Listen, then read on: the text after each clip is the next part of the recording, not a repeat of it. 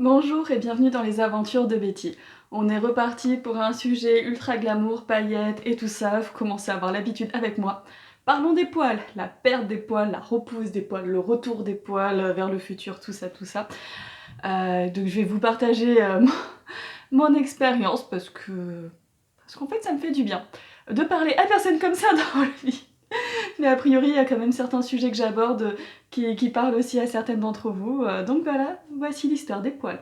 Donc première chose que je tiens à dire, c'est que déjà en fonction des chimios, on perd plus ou moins nos cheveux, nos poils, etc. C'est plus ou moins intense, c'est plus ou moins pouf d'un coup ou pas.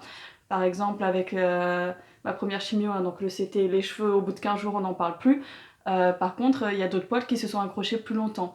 Le Taxol a plus volonté de désépaissir et de faire tomber tout ce qui est sourcils, cils, etc. que les cheveux. Donc ça dépend des chimios que vous avez et ça dépend de comment réagit votre corps, parce que ça existe aussi des personnes qui vont perdre tous leurs cheveux, mais par exemple que tous les autres poils vont rester. Donc chaque corps réagit différemment à chaque chimio et toutes les chimios n'ont pas les mêmes propriétés dépoilantes, si je puis m'exprimer ainsi, dépilatoires comme la crème, qu'une autre ou quoi que ce soit. Donc c'est vraiment très personnel comme état de fait.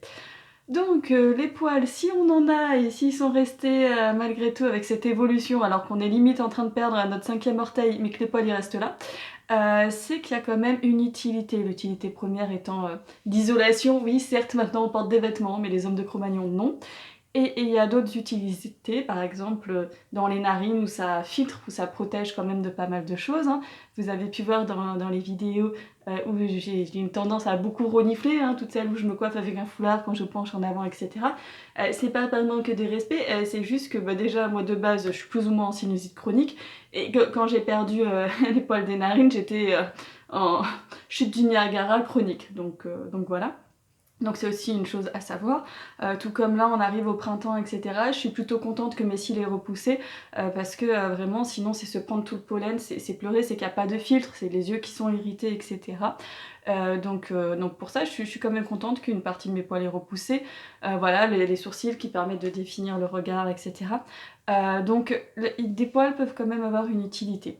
Je vais aussi vous partager dans quelque chose de très personnel mon rapport aux poils. Chacun fait ce qu'il veut avec ses poils, qui s'épile ou pas. Sur les autres, j'en ai un peu rien à secouer. Je sais que moi, ça a été un complexe. Ça l'est encore depuis des années, c'est que je suis plutôt poilue. Par exemple, si on se réfère à ma mère qui est quasi imberbe et qui était capable de s'épiler les jambes à la pince à épiler tellement elle en avait peu, comment vous dire que moi, au niveau des bras, ils sont tellement longs que je peux en faire des tresses. Voilà. Donc on a chacun nos complexes par rapport à ça. Je sais que moi, j'essaye de m'en détacher, mais ça a été un complexe pendant des années et ça l'est encore un petit peu. Donc voilà, c'est un choix personnel que de m'épiler, etc. Les poils, c'est pas quelque chose que j'apprécie, mais chez les autres, j'ai pas à juger, mais que ça soit homme ou femme, c'est pas forcément quelque chose qui me fait kiffer ou vibrer ou quoi que ce soit. Donc voilà, mon rapport aux poils pour vous expliquer un peu ce qui arrive par la suite. Donc je dois vous avouer qu'en chimio, quand mes poils des bras, hein, des aisselles, des jambes, tout ça ont disparu, voilà, j'étais plutôt contente que de plus avoir à m'en soucier, que d'avoir la peau toute douce parce que je passais mon temps à l'hydrater, etc. Et de pouvoir me mettre une jupe si l'envie m'en prenait quand je voulais, sans avoir à checker mes jambes, savoir si elles étaient épilées ou pas. On est d'accord qu'on peut se mettre en jupe même si on n'est pas épilé, c'est juste que sur moi ça me perturbe. Après honnêtement, si je croise une femme dans la rue qui est en jupe et qui a des jambes pas épilées, en fait elle fait ce qu'elle veut. Si elle avait envie de se mettre en jupe, au contraire, grand bien lui fasse. Donc voilà, j'avoue que pendant ces 6 mois où voilà, le reste des poils n'était pas trop un souci, ça c'était cool. Voilà, ça c'était bien. L'absence de sourcils, c'est un peu chiant parce que ça définit vraiment le visage, le regard et tout. Et je sais que moi en plus, comme dirait une de mes amies, je suis un peu une obsédée du sourcil. Donc faut savoir que depuis des années et des années, mon grand jeu dans le bus, dans le tram, dans le métro, etc. Donc même avant qu'on soit obligé de tous porter des masques, c'était de regarder un peu l'épilation des sourcils des gens, etc. Et en règle générale, je trouve que les sourcils sont pas forcément en harmonie avec le visage ou pas très bien épilés, ou que ça pourrait les rendre plus jolis si c'était fait différemment. Donc voilà, donc oui, j'ai une petite obsession sourcils. Voilà, faut le savoir aussi. Donc la repousse des poils, hein, c'était ça qu'on allait venir. À un moment ou à un autre, les poils vont revenir. Donc les cheveux vont repousser, ça c'est joie et bonheur. Les cils vont repousser, ça joie et bonheur. Je vous ai fait plusieurs vidéos sur la chaîne pour comment entretenir son crâne, comment favoriser la pousse des cils, des sourcils, l'huile de ricin. Vraiment c'est magique, vous pouvez vous en mettre sur les cils, sur les sourcils aussi. C'est vraiment cool. Vérifiez juste que vous n'y êtes pas allergique, mais ça peut vraiment faire des belles choses pour vous. Donc voilà, donc les poils se remettent un petit peu à revenir, un petit peu à pousser. Donc pour ma part, ils sont revenus tranquillement, tout doucement, petit à petit, etc. Le seul endroit où encore les poils sont un peu plus timorés, c'est j'ai été irradiée sur tous les mi-thorax gauche. Et donc au niveau de l'aisselle, j'en ai moins de ce côté-là que de ce côté-là. Tant mieux parce que m'épiler de ce côté-là, c'est pas très fun, c'est un peu désagréable. J'ai toujours une sensation désagréable sous l'aisselle, hein. C'est de là que part ma corde de lymphe. Donc je vous dirais pas que c'est une douleur atroce, mais c'est vraiment désagréable. Donc quand mes poils ont repoussé, je les ai un peu laissés faire. Je les ai même complètement laissés faire, etc. Parce que j'avais plus envie de ressentir cette charmante douleur de l'épilation et tout. J'avais un peu envie de foutre la paix à mon corps. Donc j'avoue que je les ai laissés un peu tranquilles pendant un petit moment. Et puis de toute façon, j'étais chez moi, confinement, etc. en mode gros jogging. Donc voilà, je les ai laissés tranquilles. Et quand je me suis remis à m'épiler, je me suis dit que ça ne m'avait pas manqué. Donc je l'ai fait en accord avec moi-même, hein, pas de pression ni de personne ou quoi que ce soit, voilà, je l'ai fait parce que j'avais envie de le faire. Mais vraiment, je me suis dit que c'était un truc qui m'avait pas manqué, que les poils reviennent. Et que c'est chiant d'avoir à se réépiler. Ce que je tiens à signaler aussi, c'est que du coup, quand les poils reviennent,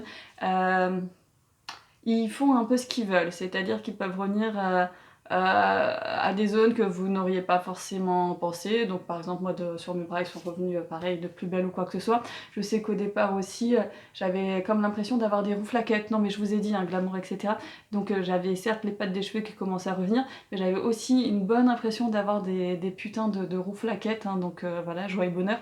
Et voilà, ils repoussent à plein d'endroits. Ils peuvent repousser aussi sur la poitrine, ils peuvent repousser à tout plein d'endroits, même à des endroits où vous les voyez ou avant vous les voyez moins ou quoi que ce soit. Et en plus, pour ma part, donc je suis passée d'un corps qui avait plus du tout de poils avec Jurassic Park qui revient. Donc c'est pas forcément facile de se réadapter aussi à ce nouveau corps quand on s'était fait à l'ancien, donc à se réadapter à ça, à se le réapproprier. Il y a quand même des choses très très bénéfiques, hein, parce que quand les poils repoussent, les cheveux repoussent, les cils repoussent, les sourcils repoussent. Je vais vous montrer ça d'un peu plus près. Donc oui, j'ai un tout petit trou dans mon sourcil là qui veut pas disparaître. Bon là du coup j'ai pas maquillé pour vous montrer qu'il veut pas disparaître. Oui, je vous ai dit que j'ai une amie qui m'a dit que je suis une obsédée du sourcil. Je leur ai changé leur forme et tout, donc je suis plutôt contente. J'ai à peu près réussi à faire les deux en symétrique. Ce qui est très compliqué parce qu'en plus du coup ils repoussent vachement plus lentement qu'avant, etc. Donc à chaque fois que je me foire, joie et bonheur, j'en ai pour que 3 semaines pour essayer de rattraper le truc. Donc voilà, donc là j'aimerais qu'il y en ait genre juste un poil qui repousse là et tout. Et au niveau des cils, donc ça revient. Cet œil là a beaucoup plus de cils que l'autre. Je suis pas revenue à comme avant parce que j'avais des cils très longs, très fournis, etc. Mais là, si vous voyez de ce côté-là, je sais pas si vous verrez très bien, vous avez quelques cils un peu longs, et entre deux, vous avez des cils, genre ils font que la moitié, ils sont ultra rikiki, ça fait assez bizarre quand je les maquille, j'ai l'impression de pouvoir compter mes cils qui sont longs. Mais voilà, donc ça revient, et ça c'est plutôt le côté positif des trucs, donc ça revient, mais je voulais juste vous dire voilà, que le retour des poils, il y a des... Il y a des choses qui sont très chouettes, mais après c'est tout un package, et surtout sur le départ... laissez-les un petit peu faire ce qu'ils veulent, après ça se rééquilibre. Par exemple, je vous parlais des rouflaquettes, après ça c'est de nouveau revenu comme avant, c'est-à-dire un duvet un peu plus fourni ou long que ce que je peux avoir au milieu des joues, parce que là par contre j'ai pratiquement pas de poils, mais voilà, ce n'est plus du tout une trace foncée ou quelque chose qui peut être choquante en tout cas pour moi. Donc ne vous affolez pas forcément tout de suite si quand vos poils reviennent, ils en font un peu qu'à leur tête, ou qui font un peu ce qu'ils veulent ou quoi que ce soit. Essayez de temporiser un petit peu avant d'aller dans des mesures des fois définitives, parce que parfois ça va se re-réguler tout seul. Comme je vous disais que les hormones peuvent revenir et se re-réguler tout seul, les poils parfois ils ont juste besoin d'un petit peu de temps. À savoir aussi que donc les poils sont quand même soumis aux hormones par rapport à leur endroit où ils poussent, etc.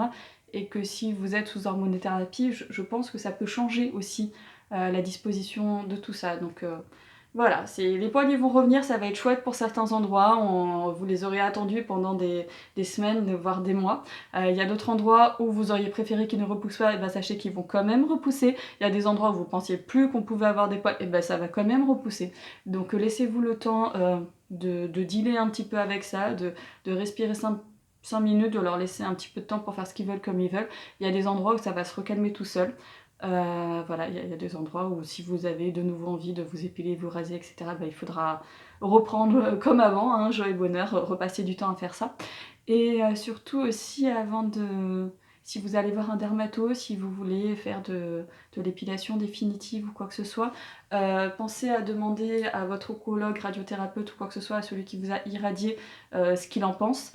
Et pensez à prévenir votre dermato-esthéticienne, la personne qui le fera, parce que par exemple, moi très concrètement, je pense par exemple à mon aisselle, je suis pas certaine que de lui envoyer de la lumière concentrée avec tout ce qu'elle s'est pris pendant 25 séances soit l'idée la plus judicieuse.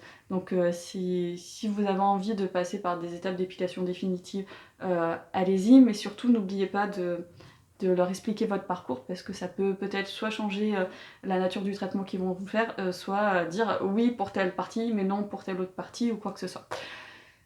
Je sais pas si cette vidéo aura été très utile pour qui que ce soit, mais voilà, donc le retour des poils, et ben c'est pas toujours évident à gérer, surtout dans une société un peu patriarcale qui certes maintenant est beaucoup plus dans le body positive, et j'espère que pour les générations futures ça va changer la vision qu'elles auront d'elles-mêmes, de leur corps, etc. hein, surtout pour les jeunes filles, mais c'est vrai que, pour ma part, c'est quand même très axé sur le côté les poils, c'est pas très féminin, donc chacun est libre de penser ce qu'il veut et de prendre de la distance. Hein. Moi j'essaye de prendre de la distance par rapport à ça, surtout de me dire que chacun fait ce qu'il veut avec son corps, et ça c'est toujours vrai. Mais voilà, c'est autant j'arrive à le penser pour les autres, autant sur mon corps à moi j'ai encore plus de mal sur certaines choses. Voilà, autant j'arrive à sortir sans ma prothèse externe et de me dire que c'est mon corps, que je fais ce que je veux.